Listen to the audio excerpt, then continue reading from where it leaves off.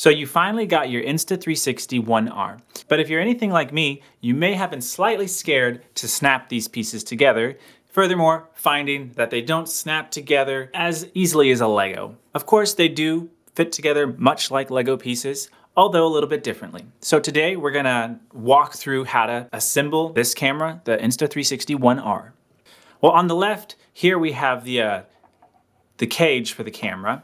And then we're gonna just assemble this, and let's go ahead and put it together. This is how we'll connect our camera to the tripod with that 1/4 inch thread size 20 tripod mount right there. So to assemble this, once they're lined up, then we can go back to putting this through.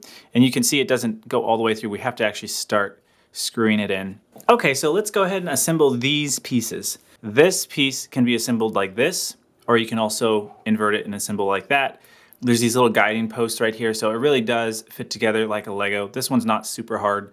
It actually comes assembled, but just don't force anything. Make sure it's fitting in there nice, and then it's gonna, it feels a little bit spongy as it goes in. There's no click. Once you have it in, there you go, it's in, you can see.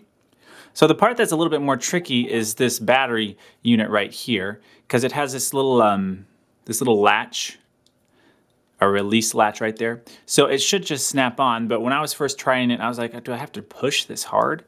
And that's what was scaring me specifically. But these holes right here and the posts on the battery, if you line those up, kind of put the right side in first, then it's lined up, then you can kind of bring the left side up, and then it'll do its little click. Now, if you look closely, you can see there's a little bit of light coming through. So it is not a flush fit, but this is how you put it together. So this is the little doorway that the charging port and the SD card slot is in. So let's go ahead and open this up. We're gonna use our fingernail. If you don't have a fingernail, you can get like a little screwdriver or maybe a penny or something to work. And then you just slide that over. And as you've slid it over, you see that little line that's further enough. And then you kind of just pull it out there. And you can see there's the charging port, USB Type-C. Also our SD card slot. There you can see that little picture there with the SD card. And you can see that's not a complete rectangle. On the bottom side is where the little corner is cut off. So that is the correct orientation for the SD card as well. So we're gonna turn the SD card over backwards and put this in there. Putting these little SD cards on isn't the easiest thing, but if you can get your thumb in there, you'll hear that little satisfying click, and you know your SD card is correctly placed in there. So when we're putting the door back in, you have to make sure that this little lip actually fits inside, right next to that arrow.